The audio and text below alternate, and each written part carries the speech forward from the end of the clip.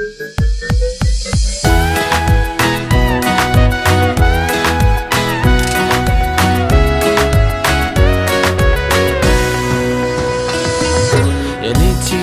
င်တွေရတာဒီပြကျေးဇူးပါပဲလုံးချုံစွာနဲ့ချိန်စွာအိပ်ပျော်နေရသည်ရာရဲ့ကျေးဇူးတော်ဝန်ခံပါလုံးလေးရတိုင်းမှာ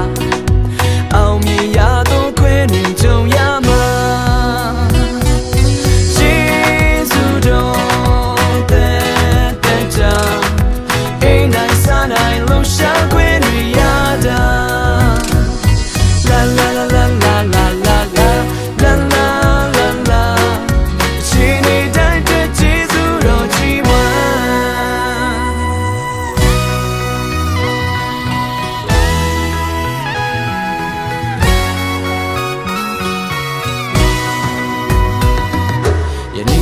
သက်ရှင်ခွင့်ရတာဒီပြကျေးဇူးပါပဲ